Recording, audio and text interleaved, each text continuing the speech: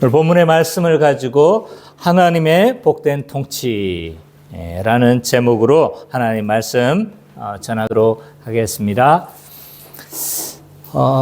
지난주 우리가 46장을 우리가 살펴봤고 오늘은 47장을 우리가 살펴보게 될 겁니다. 먼저 46장의 내용들을 먼저 짧게 우리가 좀 다시 한번 복습하는 차원에서 살펴보도록 하겠습니다. 46장에서는요, 하나님께서 자기 백성을 어떻게 돌보시고 함께 하시며 또 어떻게 하나님께서 성별해 나가시는가를 지난 46장에서 많이 살펴봤습니다. 1절과 7절에서는요, 이 야곱이 애굽으로 내려가는 과정에서 브엘세바에서 뭘 드렸습니까? 희생제사를 드렸죠. 이곳은 이제 아브라함이 제사를 드렸던 곳이기도 하고 이삭이 희생 제사를 드렸던 곳이기도 합니다. 그러나 이러한 당연히 그 습관을 따라서 드렸다기보다는 이곳은 항상 이제 이스라엘 지명을 언급할 때 항상 이 지역은 어디라고 했습니까? 이스라엘의 최고 남단을 지칭하는 겁니다. 그래서 단과 브엘세바라는 게 약간 상용구처럼 이렇게 사용이 되었잖아요. 그래서 제일 북쪽은 단이고 제일 남쪽은 브엘세바입니다. 그러다 보니까 이제는 여기서 내려가면 뭐 하는 거예요? 다시 돌이키기가 힘든 거죠. 그래서 가나안 땅의 최남단이다. 이렇게 이해하시면 됩니다. 그래서 이 남단으로 내려갈 때 이제 야곱은 약간 주저를 한 거죠. 왜 주저했냐? 왜냐하면 이 가나안을 벗어나는 것은 언약에 위배된 행동이었고 거기에다가 이 환경이 바뀌어지잖아요. 그러니까 가나안 땅을 벗어나면 하나님이 과연 함께 하실까? 이런 두려움들이 그에게 있었던 것 같습니다. 그래서 이때 이제 두려워해서 하나님께 희생 제사를 드렸는데 그 밤에 야곱에게 현몽에서 나타나셔서 하나님 말씀하시죠. 이 아브라함에게 하셨던 현몽하셔서 나타나셔서 하신 것 내용들은 이런 거죠. 아브라함의 언약을 상기시키는 거예요. 아브라함의 언약을 상기시키면서 지금 내려가는 것은 뭐하다는 거예요? 하나님의 구원 섭리를 이루는 것이다. 그러니까 안심하고 내려가라라고 그렇게 말씀하고 있죠. 뿐만 아니라 네가 이 가나안을 벗어난다 할지라도 내가 뭐 하겠다라는 거예요? 너와 함께 하겠다. 항상 함께 하겠다라고 그렇게 약속을 하고 있습니다. 거기에다 이제 하나 더 말씀하시죠. 시간이 되면, 때가 되면 언젠가 그들을 다시 인도하여 내가 애굽 밖으로도 인도하여 낼 거다. 언약에 따라서 인도해 낼 거다라고 그렇게 말씀하시는 거죠. 그래서 야곱은 어떻게 하는 거예요? 여기에 이제 이런 하나님의 약속을 믿고 안심해서 내려가고 있습니다. 그리고 8절부터 27절까지는 이제 애굽으로 내려간 사람들의 명단을 이야기를 하고 있어요. 명단이 70명이었어요. 근데 자세히 살펴보면 70명이 아니라고 했어요. 그래서 사실 엄밀하게 자꾸 따져보면 70몇 명이에요. 근데 70명이라고 그렇게 이야기를 하는 거죠. 그래서 70명이라고 이야기를 하고 있으니까 왜 해필 70명이라고 했을까라고 했었을 때 이 70이라는 언급은 약간은 상징수를 의미하고 있다는 거예요. 이 70을 통해서 무언가를 표현하고 싶은 거예요. 그래서 7은 하나님의 신성을 상징하고 10은 완전수를 이제 하는 완전수 또는 꽉 찼다는 이런 수를 포함하는데 그래서 이 70명이라는 언급은 하나님의 언약 백성이 어떻게 했다는 거예요? 충만한 숫자다. 라고 그렇게 이야기를 했습니다. 그래서 70이 많이 좀 인용될 때가 많아요. 70장로. 또 저쪽이 어디예요? 노아의 홍수의 때도 그 70민족을 언급을 하고 있고, 그래서 이 70은 완전하다, 충만하다, 이런 걸 상징할 때 많이 사용되어집니다. 그래서 이 70명이라는 숫자를 언급한 이유는 숫자가 충만해졌다. 언약 백성이 충만해졌다는 것이고, 또 이런 충만한 숫자를 언급한 이유는 나중에 출애굽할 때 어떻게 하시겠다는 거예요? 충만한 숫자를 하나님께서 뭐 하시겠다는 거예요? 형성하시고 생성하시겠다. 이런 것을 예표해 주기도 한다라고 그렇게 이야기를 했습니다. 그리고 28절부터 34절은 드디어 애굽에서 야곱과 요셉이 상봉을 합니다. 근데 이제 상봉할 때 이 바로를 만날 때 무슨 말을 해야 될지를 이제 전달을 하는 거예요. 그래서 자신들이 목축하는 자들이다라고 그렇게 소개하라고 이야기를 해요. 의도가 뭐였습니까? 예? 싫어하게 만드는 거죠, 그죠? 왜냐하면 그 사람들은 뭘 하게 하는 거예요? 목축업을 가증하게 여기는 거예요. 그러니까 이런 그걸 싫어하게 만드는 거죠. 그렇게 하면 어디 땅을 줄 거라는 거예요? 고센 땅을. 거기에는 아마 목축하기가 좋았겠죠, 그죠? 그래서 목축하기에 좋았던 이 고센 땅을 줄 것이다라고 이야기를 했습니다. 그래서 이 요셉은 철저하게 준비를 했던 거예요. 고산 땅에서 이스라엘 백성들이 언약 백성이 살 수 있도록 언약 백성의 보금자리를 뭐 한 거다? 마련하고 있었던 거다. 이 고센 땅은 이제 여러 가지 면에서 유리한 면을 가지고 있었습니다. 목축하기도 좋았고 대적의 어떤 경계심을 해제하는 데도 굉장히 좋았고, 또 이렇게 고립되어 사니까 뭐가 하기가 좋습니까? 언약 백성이 정체성을 유지하면서, 그래서 언약 백성으로서, 하나님의 백성으로서 그 정체성을 유지하기 굉장히 유리한 거기에다가 이 가나안 애굽의 동북부에 위치하고 있었기 때문에 뭐 하기도 좋다? 나중 출애굽하기에도 굉장히 유리한 위치에 살았어요. 그래서 이 봐보면요, 야곱, 요셉뿐만 아니라 다 믿음의 선진들이 뭘 믿었냐면 언약을 믿고 사는 거예요, 언약을. 그래서 이 언약을 전제하지 않고서는요, 이 성경 해석이 잘 안 돼요. 성경 해석이. 출애굽기도 마찬가지입니다. 이 언약에 대한 언약을 전제하고 이렇게 설명을 하고 있습니다. 자, 그래서 46장 전체는 하나님은 자신의 백성과 함께 하시고 또 그 구원하신 백성들을 성별하시고 함께 하신다. 뭐 이렇게 중심 사상으로 그렇게 말을 할 수 있을 것 같습니다. 자, 오늘은 47장을 우리가 좀 살펴보도록 하겠습니다. 이 47장은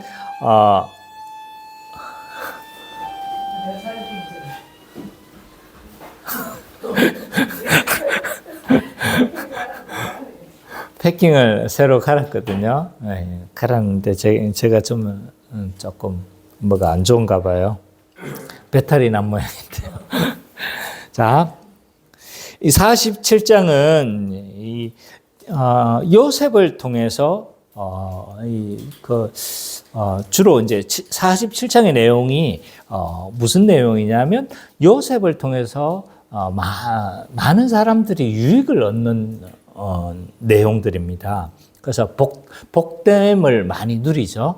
언약 백성들도 뭘 누려요?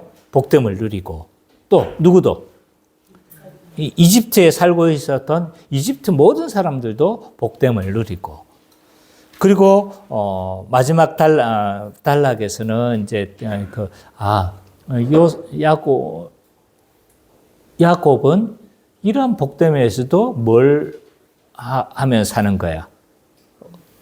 언약을 기억하면서 하나님이 주실 궁극적인 복을 뭐 하는 거요? 좀 소망하면서 산다고 할 수가 있어요. 그래서 1절부터 12절까지는 가나안 백성들이, 그러니까 언약 백성들이 뭐 하는 거요? 좀 복을 얻는, 어떻게 복을 누리는가, 요셉을 통해서. 또 그 이후에는 이집트 백성들이 어떻게 복을 누리는가. 그게 이제 몇 절까지죠? 13절부터 36절까지. 그리고 마지막 26절까지네요. 죄송합니다. 그리고 27절부터 31절까지가 이제 야곱이 언약을 기억하면서 하나님 주실 복을 궁극적으로 기대하는 이러한 모습을 잘 보여주고 있다고 할 수가 있습니다. 먼저 1절과 12절을 먼저 우리가 좀 살펴봤으면 좋겠는데요.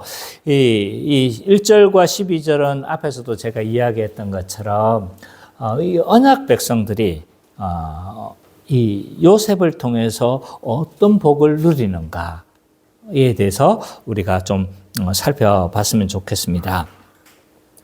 먼저 1절과 6절에서 요셉은요, 형제들 가운데 5명만 어떻게 합니까? 바로에게 소개를 합니다. 왜 5명이었냐? 잘 모릅니다. 그냥 5명이에요. 특별한 의미가 없는 것 같아요. 어쨌든 이 5명을 이 바로에게 데려가서 소개하고 접견을 합니다.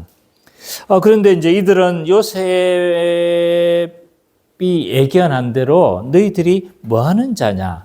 생명이 무엇이냐에 대해서 묻는 거예요. 아마 이 바로가 어떤 생각을 가지고 있는지 다 뭐 알았다는 거예요? 다 알고 있었던 거죠. 그래서 그들은 이 질문에 대한 대답을 이미 가지고 있었잖아요. 앞에서 우리가 살펴봤잖아요. 그죠? 그래서 미리 그 질문에 대한 대답을 가지고 있었기 때문에 형제들은 어떻게 하는 겁니까? 그 요셉이 말했던 대로, 준비한 대로 그대로 대답을 하게 되어집니다. 그래서 형제들은 뭐라고 했냐면, 우리들은 오랫동안 목축업에 종사해왔던 사람들입니다. 그러니까 그렇게 이제 자기들을 소개를 하죠. 그래서 아마 이제 람셋을 얻었다고 되는데 아마 고센 어떻게 이해가 되는지는 저도 잘 모르겠어요. 그러나 뒤에 고센 땅에 살았다는 걸 봤었을 때 아마 고센 땅을 뭐 했다는 거요? 좀 얻었다는 건 확실한 것 같아요. 그래서 이 고센 땅을 얻게 되어집니다. 그리고 이제 7절부터 12절까지를 좀 살펴봐 보면요. 이 요셉 가족이 두 번째로 이제 대면하는 장면이 나옵니다.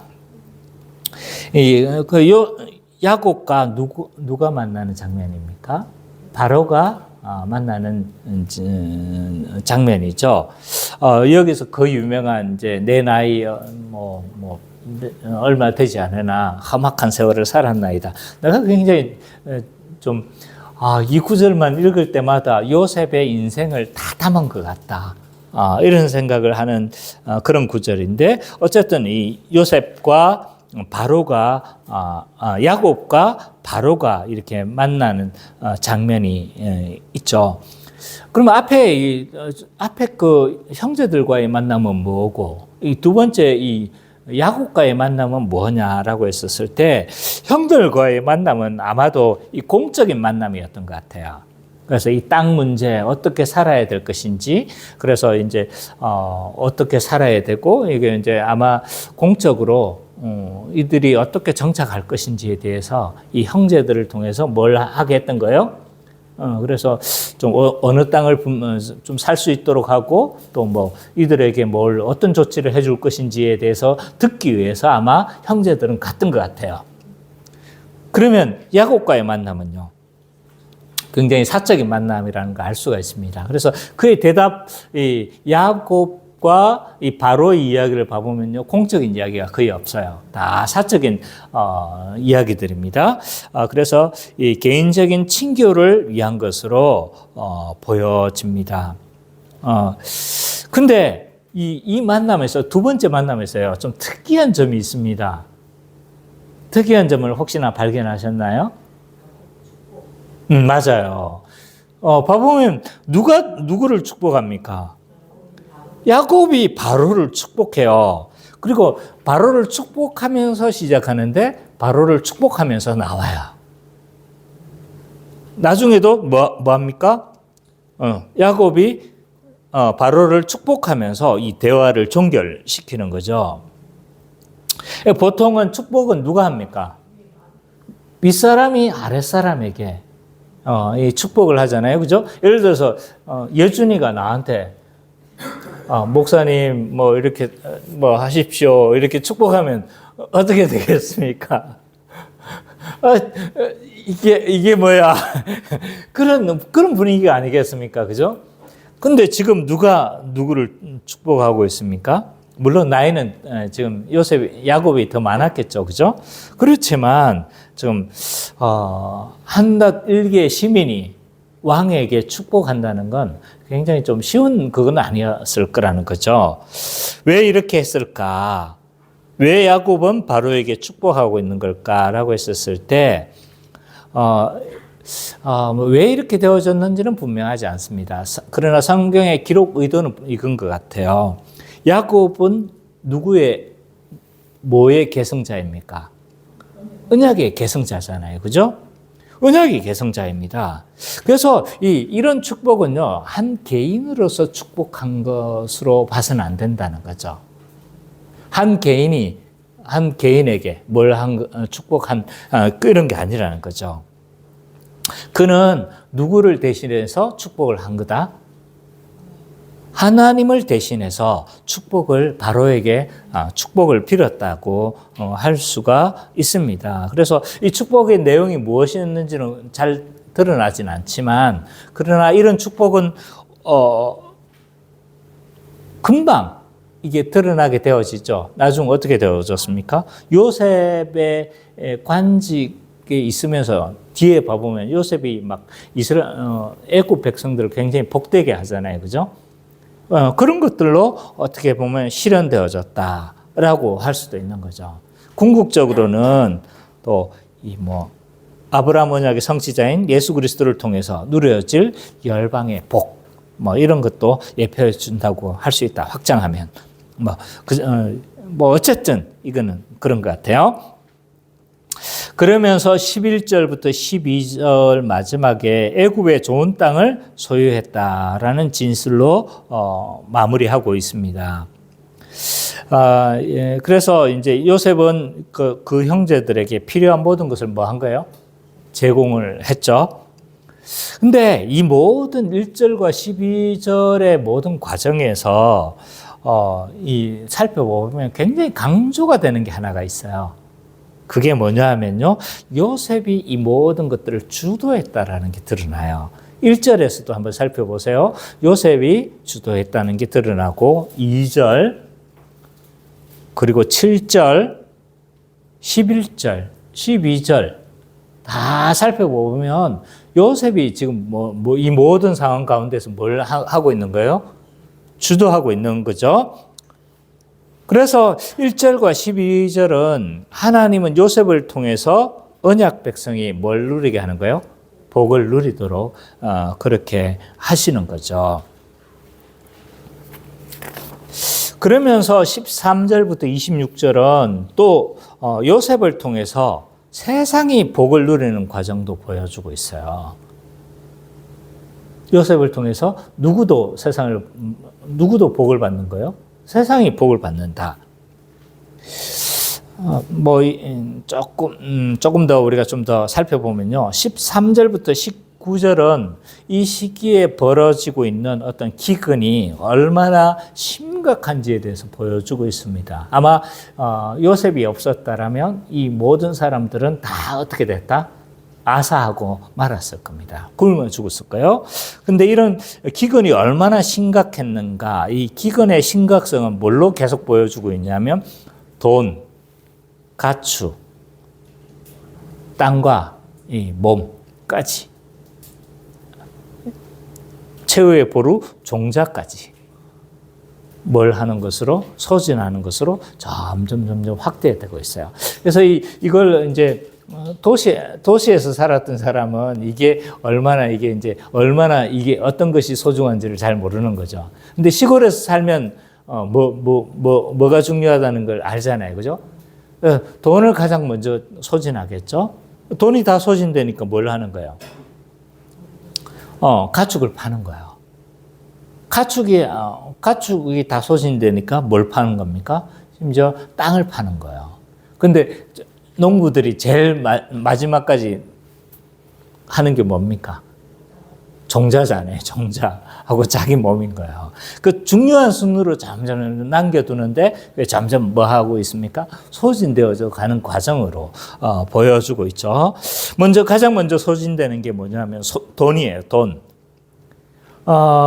이게 돈이 어떻게 소진되어졌는가를 좀 잘 보여주고 있는 게 14절에 보면 돈을 모두 거두어 드리고 라고 표현되어 있죠. 그죠?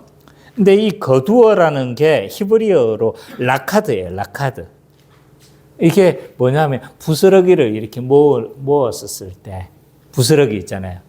그러니까 아주 돈이 없어가지고 뭐 이 부스러기라도 이렇게 다 모아 거두어 드리는 이런 걸 묘사한 단어가 이 단어인 거죠. 갑자기 이 단어가 생각나는데 내 친구가 한 표현인데 대부업자들이 주로 하는 표현이래요. 피대기도 짜면 뭐가 나오는 거예요? 물이 나온대요. 피대기가 뭔지 아세요? 반건조 오징어. 그러니까 그만큼 피대기도 짜면 물이 나온다고. 그래서 이 대부업자들이 돈 빌려준 사람들이 뭐 하는 거예요? 그런 용어를 내가 어디서 들었는데, 그 정도로 뭘 했던 거예요. 부스러기라도 모아가지고, 돈을 모아가지고, 그러니까 우리 은찬이도 간이 요즘 커져가지고요. 500원을 막 던지고 다닙니다. 땅에 떨어져 있어도 줍지도 않아요. 그래서 내가 방에 있던 그 500원을 주워가지고, 엄마 가져가라고 딱 그 어디에요. 그 탁자 위에다가 딱 놔뒀거든요. 우리 아내는 아니나 다를까 챙겼어요. 은찬이, 내가 청소하다가 은찬이 방에 있었던 그 500원을 걷어서. 그러니까 이 사람들은 지금 뭐 하고 있는 거예요? 500원짜리를 걷어가지고도 다 지금 이제 식량을 살해했던 것으로 보여지는 거죠. 그만큼 돈이 뭐 했다? 지금 다 소진됐다라는 걸 알 수가 있습니다. 돈이 다 소진되고 나니까 이번에는 뭘 가지고 오는 겁니까? 죽을 수가 없으니까 가축을 가져왔습니다. 가축을 받고 곡식과 교환을 했죠. 짐승은 가축은요, 이 농업사회에서 굉장히 중요한 자산이 되어집니다. 그래서 이 가축을 판다는 건요, 최후의 수단이에요. 최후의 수단. 그리고 이 가축은 맨 마지막까지 붙들고 있는 거라고 할 수 있는 거죠. 저도 어렸을 적에 우리 집에 좀 소 있는 집안은 다 뭐였냐면 좀 제가 너무 옛날 사람 같은데 실제 그랬어요. 소 있는 집안은 아마 우리 김기혜 성도님은 좀 부자 동네 살았는지 모르겠지만 저는 완전히 산골에서 살아가지고 소 한 마리 있으면 부자였다고요. 그래서 그래서 소나 짐승이 있어야 농사를 지을 수가 있는데 이걸 판다는 건요. 이거 굉장히 이제 갈 때까지 간 거예요. 이건. 갈 때까지 간 거고 짐승을 잡고 곡식을 팔았다는 건 굉장히 얼마나 이 흉년이 극심했는가를 잘 보여주고 있는 거죠. 짐승이 소진되니까 이제 뭐만 남은 겁니까? 땅하고 자기 몸밖에 없는 거예요. 그래서 이걸 다 소진한 겁니다. 결국 인간이 중요하다고 생각하는 그 순서대로 소진시키고 있습니다. 그래서 이제 결과적으로는 백성들은 자기들뿐만 아니라 토지를 어디에? 국가에 귀속시키고 이제 식량을 받고 결국은 이 흉년을 이겨낸 것으로 보여집니다. 이런 기반으로 요셉은요, 새로운 토지법을 제정을 했습니다. 그래서 이전까지는 이제 여러 고대 자료를 봐보면 요셉 아마 이전까지는 왕권이 굉장히 힘이 없었던 것 같아요. 근데 이때 이후로 토지가 국가에 귀속이 되어지고 그래서 강력한 전제 왕권으로 아마 이후에 발전한 것으로 보여집니다. 그래서 지금 이런 조치들은 다 지금 애굽의 기본적인 애굽의 토지법이 되어집니다. 이후에도 계속적으로. 그 토지법은 뭐냐면 이제 그 땅은 누가 소유하는 겁니까? 국가가 소유하는 거예요. 국가가 소유하고 대신에 그 농사는 누가 짓는 거예요? 그냥 나누어 주는 거죠. 나누어져서 나누어져서 어떻게 하는 거예요?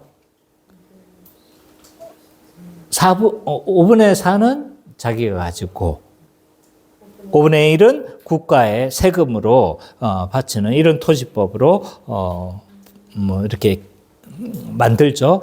현대적인 관점에서 보면 요셉은 굉장히 어떻게 보면 이런 흉년을 이용해서 뭐예요?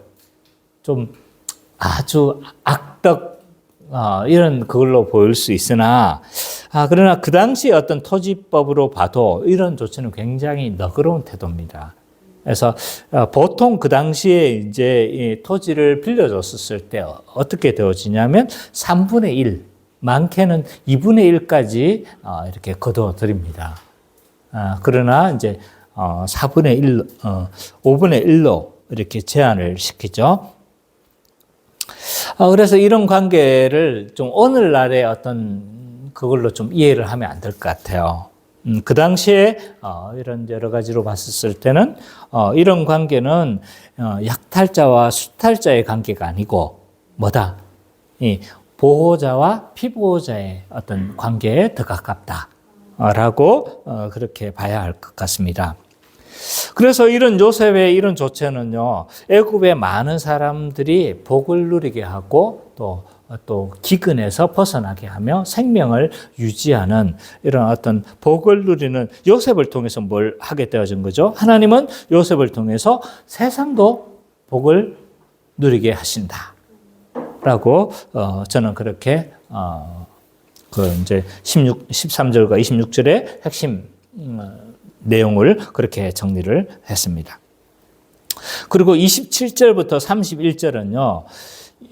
야곱이 마지막에 가까워서 요셉에게 유언하는 내용을 담고 있죠. 그죠? 앞에 것과 좀 괴리되어지는 것처럼 보여지지만 사실은 요셉을 통해서 세상도 복을 받고 언약 백성이 다 복을 받아요. 그럼 이 땅에서 만족하며 살아야 될 것인가? 그렇지 않다는 걸 보여주는 거죠. 뭔 거예요? 이 문단에서 야곱은 언약을 기억하면서 언약대로 다 행동하려고 하죠. 그죠? 그래서 궁극적으로 이 야곱은 뭘 기대하면서 살았던 거예요? 하나님의 그 통치하심과 하나님의 복주심을, 하나님의 그 유업을 날마다 기억하며 살았다는 것들을 보여주고 있죠. 이 마지막 문단은요, 야곱이 어떻게 이 언약을 신실하게 믿고 그렇게 살아갔는지에 대해서 잘 보여주고 있어요. 물론 뒤에도 좀 계속 드러나고 있는데요. 이 야곱은 자신의 삶이 마지막에 곧 죽을 때가 가까웠다는 거예요. 그래서 죽을 때가 가까워졌다는 걸 느꼈을 때 누구를 부릅니까? 요셉을 불러 유언을 하죠. 그러면서 야곱은 요셉의 허벅지에 뭐에 넣었다고 손을 넣었다고 하죠, 그죠?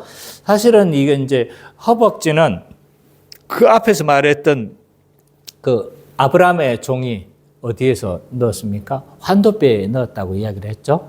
이게 혹시 오래전에 설거지면 기억나십니까? 이게 뭘 의미한다고 했습니까? 아마 거의 처음 그때 들었던 거였던 것 같아요. 그죠? 기억납니까? 그게 어떤 행동이었어요? 환도뼈에 넣는다는 건 거의 이제 여기를 말하는 거거든요. 거의 이제 거의 성기에 가까운 거예요. 그러다 보니까 할례를 받은 거기잖아요. 그러니까 이 행동은 뭐로 대부분의 학자들이 해석을 하냐면 언약과 관련된 행동으로 보는 거예요. 언약의 표징이 할례였으니까. 그래서 언약과 관련된 행동이었는데 거기에 대고 맹세를 하게 한 건 뭐다? 언약에 신실하라.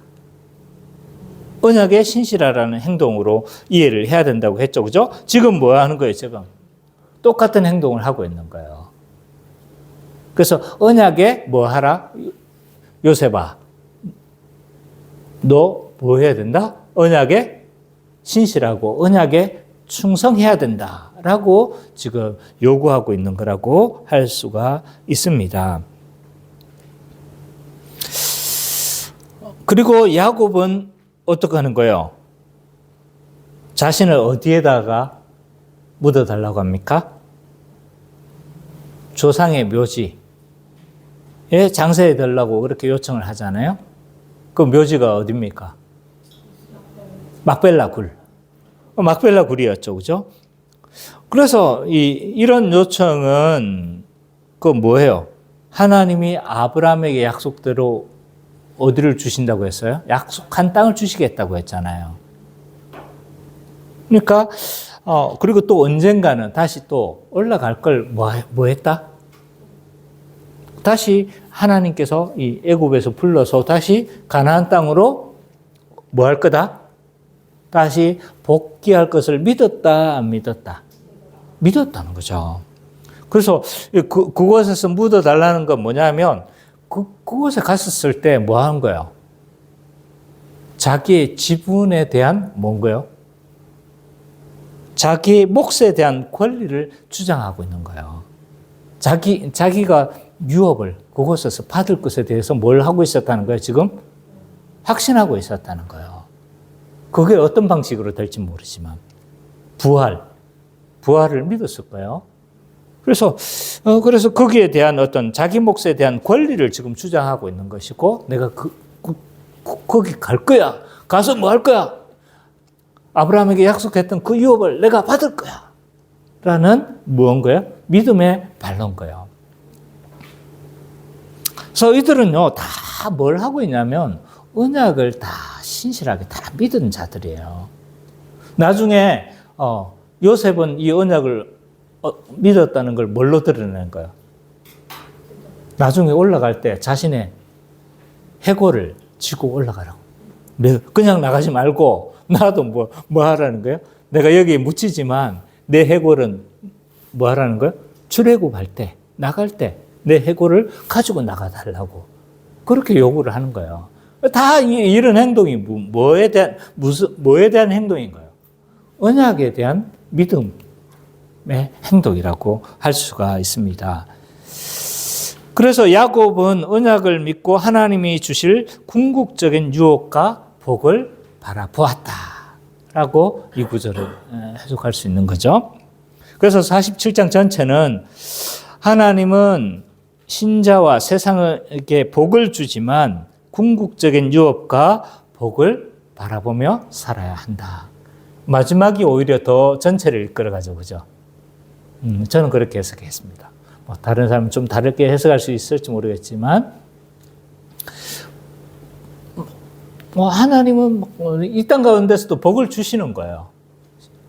또 특히 신자를 통해서, 야곱을 통해서, 하나님의 지도자를 통해서 복을 주시는 거예요.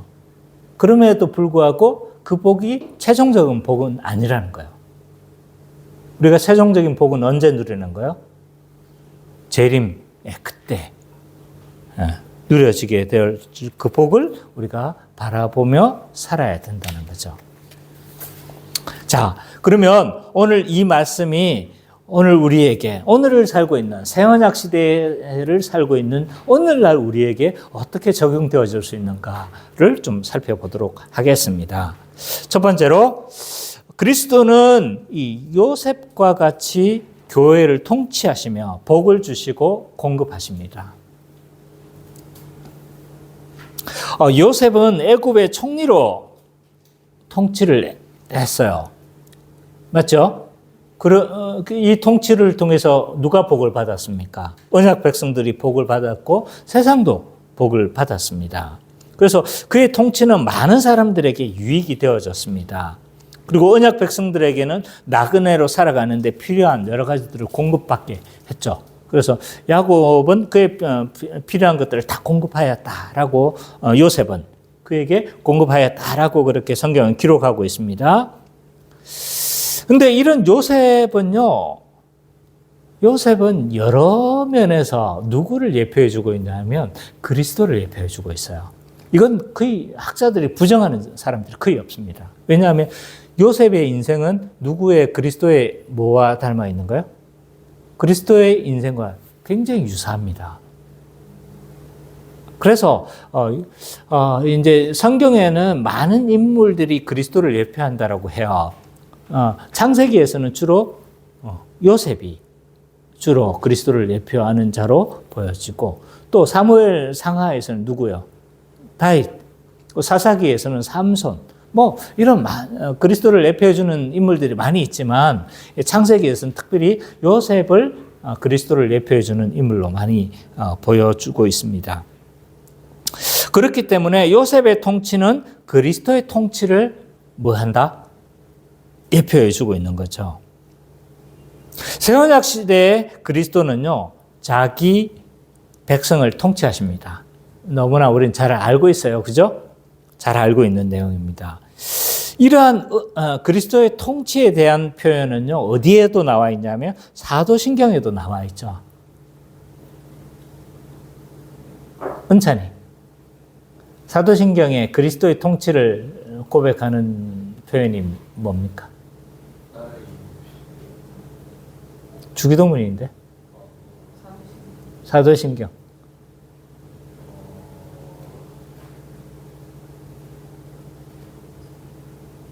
그리스도의 통치. 예지자매는 혹시 알겠어요? 대답할 수 있겠습니까? 네, 한번 해보시죠. 네, 보호자의 뭐 하신가요?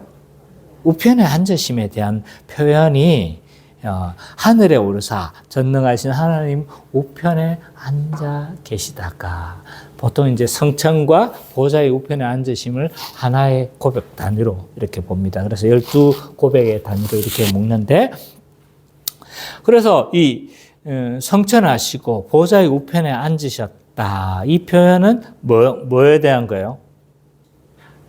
일단 하늘에 오르셨다는 건 그리스도께서 높이 되셨다라는 표현. 성천하시면 그냥 올라갔겠구나, 아찔하겠네, 무섭겠네, 이런 표현하면 아니에요.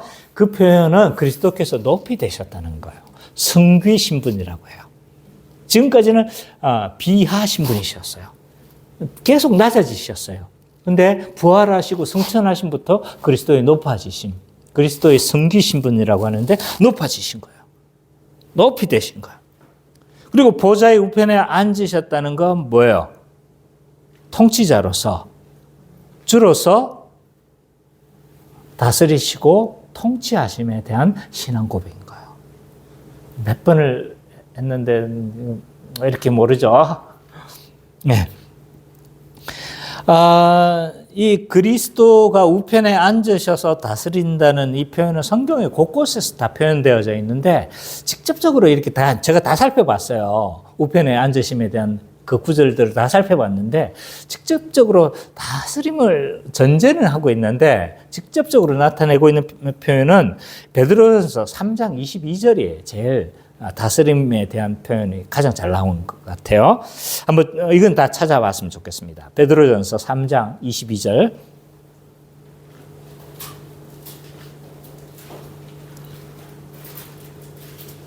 베드로전서 3장 22절.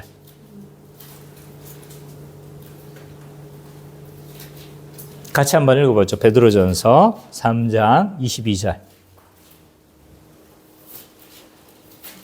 다 찾았나요? 3장 22절 시작.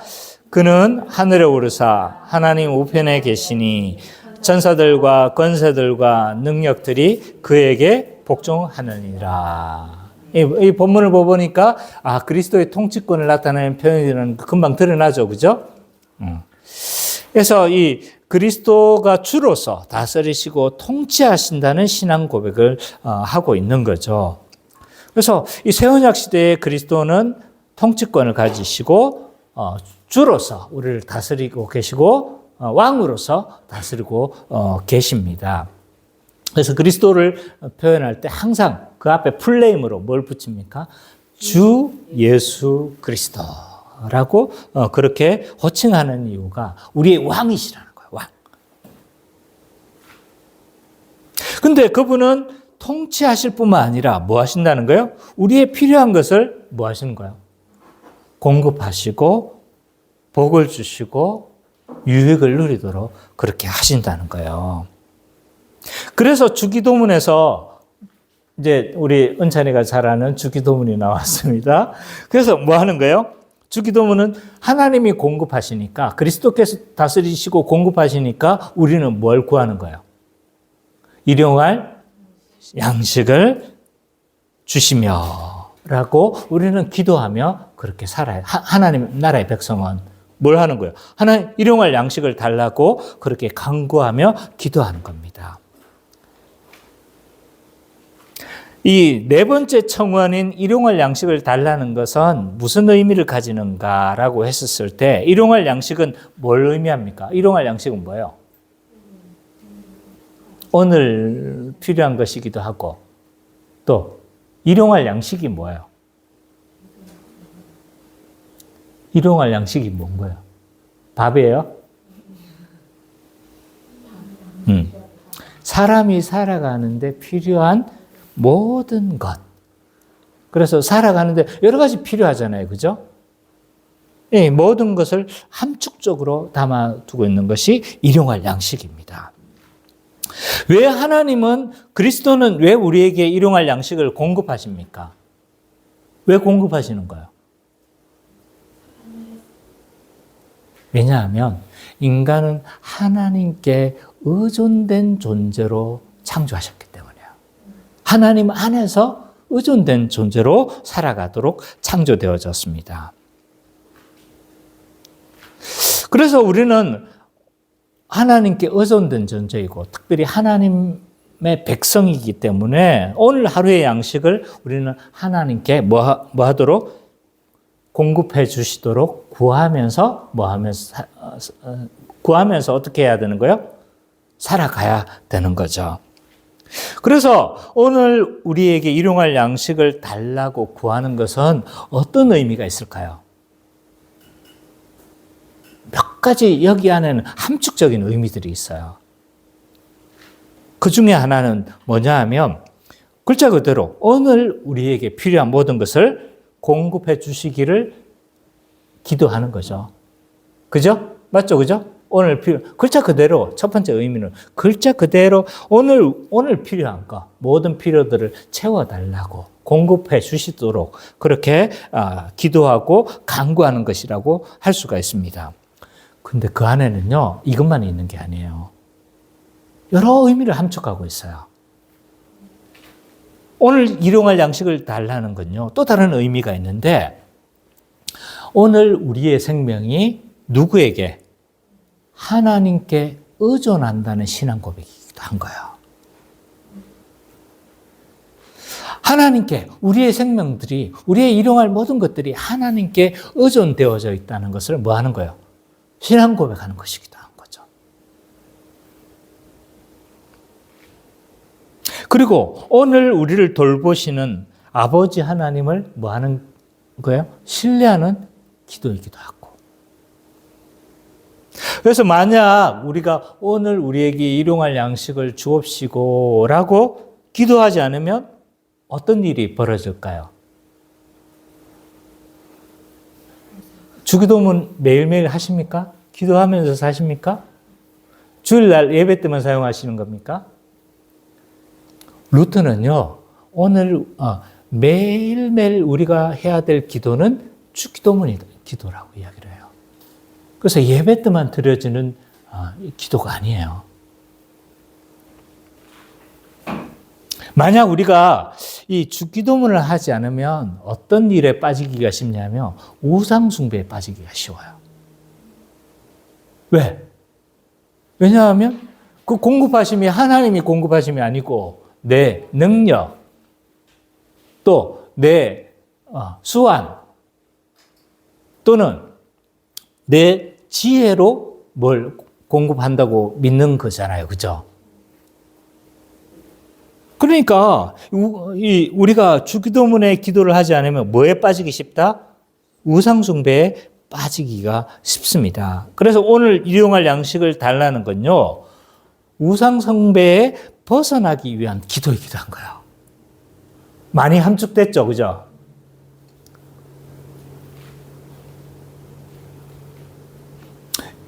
그러면 이것만으로 끝이 날까요? 아닙니다. 이 안에는 교회적 의미도 포함되어 있습니다. 왜냐하면 오늘날 우리에게 일용할 양식을 달라고, 나에게 일용할 양식을 달라고 하지 않고 뭐라고 기도하고 있습니까? 우리에게 일용할 양식을 달라고 기도하고 있는 거예요. 우리의 양식을 기도하는 거죠. 그러니까 이 안에는 교회론적 의미도 포함되어 있다는 거예요. 그러니까 이 안에는 교회의 양식을 구하는 기도이기도 한 거예요. 우리의 한 몸 된 모든 사람들에게 일용할 양식을 주옵소서. 교회의 양식을 구하는 것이기도 하고. 또 하나, 만약 그 사람에게 그 일용할 양식이 없으면 무슨 기도이기도 한 거예요, 이건? 교회적으로 양식을 구하도록 기도했으니까, 하나님이 안 채우셨으니까, 내가 뭐 하겠다는 거기도 한 거예요? 일용할 양식을 함께 나누겠다는 서원이기도 하다.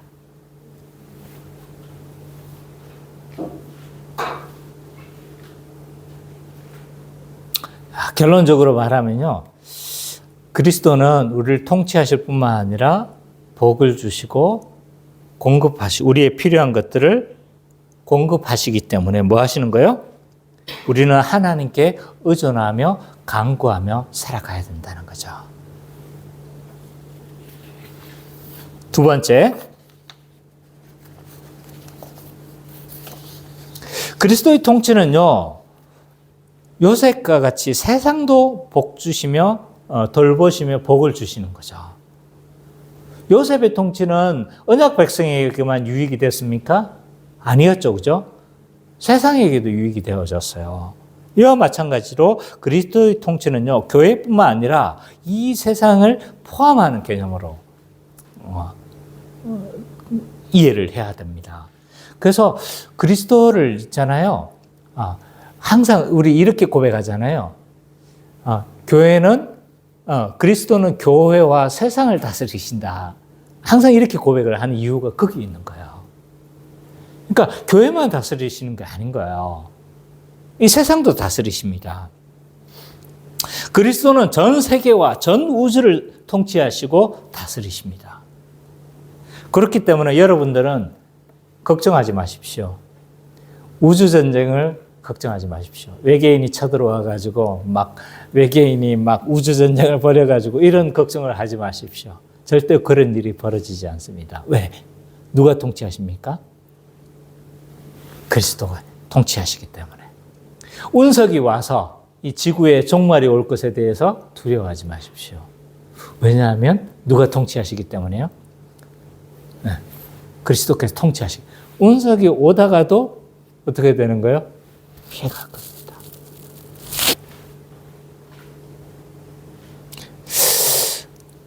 그리스도는요, 이 세상을 주관하시고 다스리시고 통치하십니다. 이것과 관련된 말씀은요, 마태복음 10장 29절인 것 같아요. 10장 29절 한번 찾아봅시다.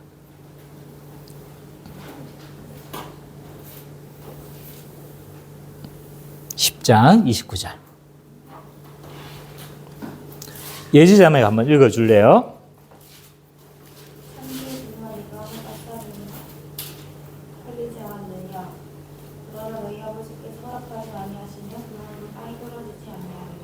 이 참새 한 마리 떨어지는 것도 누가 주관하시는가요? 하나님이 주관하시는 거죠. 그래서 이 참새 한 마리도 땅에 떨어지는 것이 아버지께서 허락하지 않아야 하시면, 지금 주로서 그리스도께서 통치하고 계시기 때문에 그리스도께서 허락하시지 않으면 어떻게 되는 거예요? 그 떨어지는 것도 안 된다는 거죠. 그래서 세상이라도요, 하나님의 통치, 그리스도의 통치와 복주심이 없으면요, 한치도 살아갈 수가 없어요. 이걸 조금 더 어려운 말로 일반 은총이라고 해요. 일반 은총. 신학적 용어로는 일반 은총이라고 불려하죠.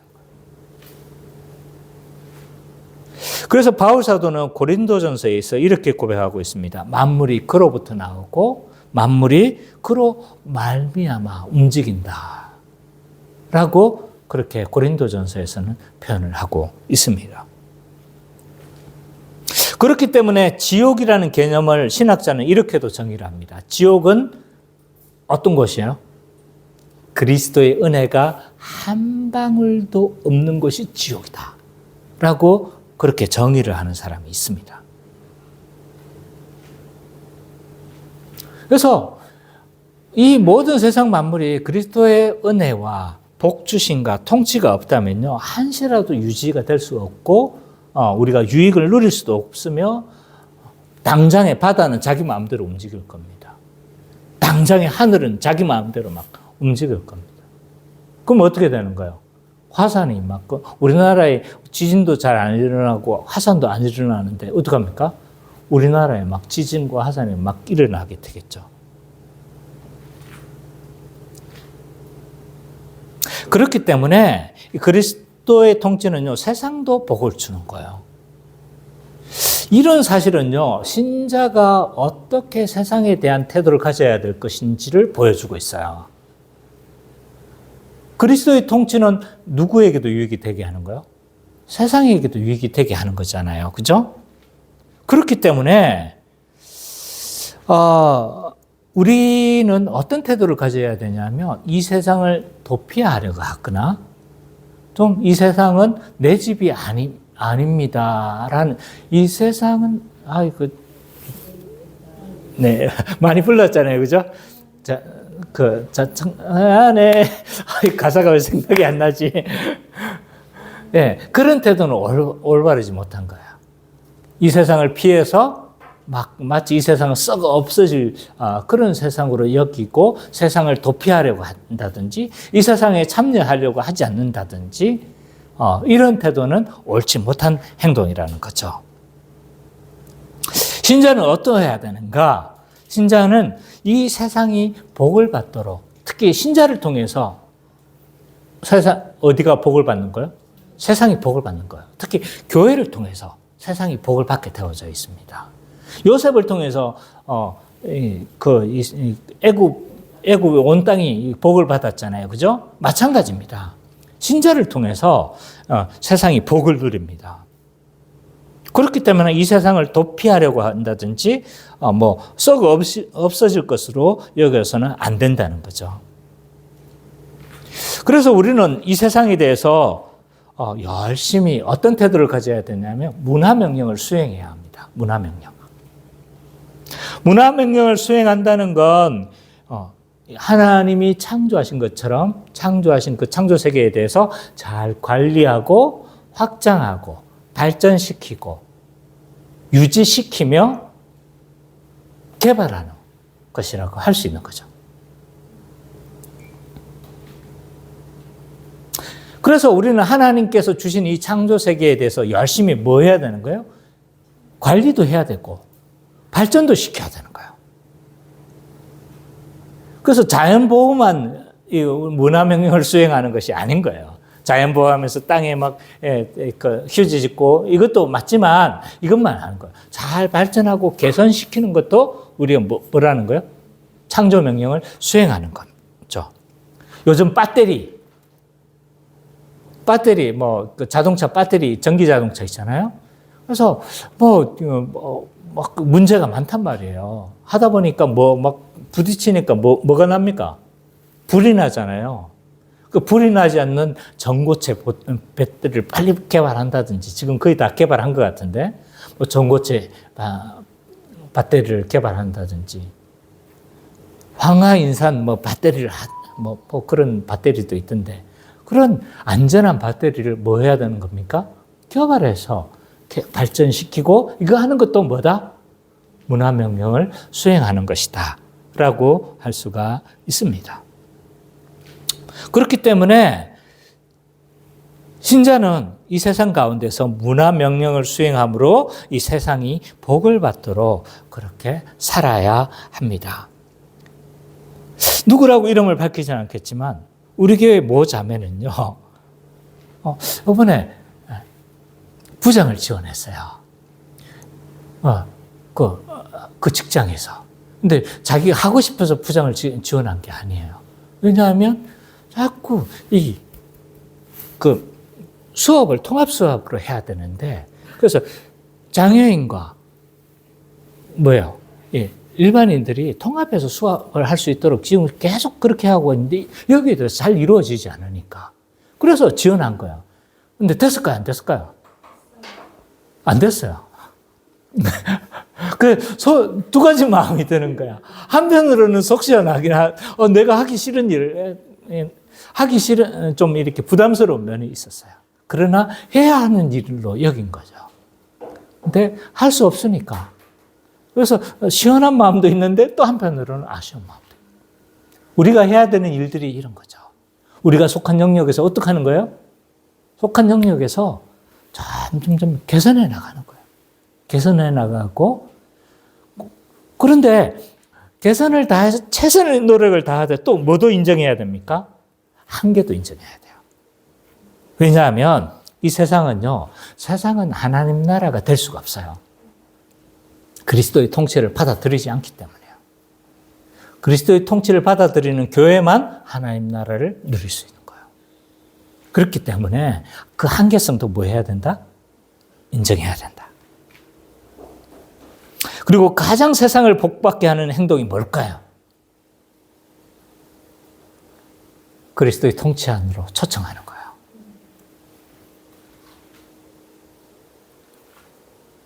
그렇게 되었을 때 한 사람의 인생이 완전히 변화되어지는 겁니다. 세 번째, 교회는 그리스도의 온전한 통치를 누리고 맛보고 복을 누리기도 하지만 최종 우리는 뭘 소망하며 살아야 되는가요? 완전한 그리스도의 통치, 완성되어질 그리스도의 통치를 우리는 소망하며 그렇게 살아가야 합니다. 족장들은요, 언약의 성취를 바라보면서 나그네로 살았어요. 히브리서 11장 9절 10절 우리 선미자매가 좀 읽어주십시오. 11장 9절 10절. 믿음으로 그가 이방의 땅에 있는 것 같이 약속의 땅에 거주하여 동일한 약속을 이루어주고 함께 받은 이삭을 야곱으로 장막을 구하였으니 이는 그가 하나님이 계획하시고 지으신 서받는 성을 받았습니다. 이 약속을 바라봤던, 언약을 바라봤던 족장들은요, 다 뭐로 살았냐면 나그네로 살았어요. 나그네로. 그래서 장막에 거했다, 거류했다, 이런 표현들이 다 그런 것을 포함하고 있는 용어인 거죠. 나그네로 살았습니다. 오늘 47장, 창세기 47장에서도 이들이 나그네로 살았음을 보여주는 것들이 많아요. 3절에 보면 거류하였다라고. 그래서 여기에서 계속 살 마음이 없는 거예요. 잠시 거쳐가는 뭐로 여기는 거예요? 잠시 여기서 머무는 이런 거처로 이해를 한 거예요. 그 잠시 머무는 게 400년이나 머물렀지만 나중에 400년 후에 출애굽하니까. 그러나 그들은 뭐로 살았던 거예요? 나그네로 살았던 거예요. 그리고 또 요셉은 자기를 뭘로 소개를 하고 있습니까? 나그네로 소개를 해요. 바로 앞에서. 야곱의 유언을 보십시오. 그가 이 땅을 바라보고 살았습니까? 그는 최종 하나님 주실 뭘 바라본 거예요? 약속을 바라보며 살았습니다. 야곱은요, 아들이 총리예요. 얼마나 좋은 걸 많이 공급했겠어요. 그죠? 그러니까 어떻게 보면 그곳에서 충분히 만족하면서 살 수도 있었지만 뭘 하고 있는 거예요? 이 땅에서 얻는 것들이 최종적인 것이 아닌 걸 알았던 거죠. 우리도 새 언약 백성도요, 하나님 나라가 이미 왔습니다. 그러나 뭐의 상황인가요? 아직의 상황에 놓여져 있습니다. 그렇기 때문에 그리스도의 온전한 통치는 예수 그리스도의 재림에 의해서 이루어집니다. 이것을 우리는 믿음으로 붙들고 살아야 되고, 이 야곱과 같이, 요셉과 같이 우리는 이런 태도로 이 땅을 살아가야 할 것입니다. 이러한 자는 어떤 삶의 태도를 가질까요? 자주 이야기를 했는데 두 가지 삶의 태도가 필요해요. 하나는 뭐냐면 나그네적 삶, 또 하나는 청지기적 삶. 그럼 나그네로만 살면 어떻게 되는가요? 이 세상은 내 집 아니요 하면서 뭐만 바라보는 거예요. 이 땅에 충실하지 않는 거예요. 근데 청지기적 삶의 태도가 너무 강해지면 어떤 태도를 가지냐면 우리가 최종 가야 될 본향을 잊어버리는 거예요. 그래서 청지기로서 하나님께서 우리에게 주신 것들을 최선을 다해서 뭐 하는 겁니까? 다해서 관리하고 청지기로서의 그런 삶을 살아야 되죠. 그런데 또 동시에 무슨 태도가 있어야 되는 거예요? 나그네적 삶을 태도를 가져야 합니다.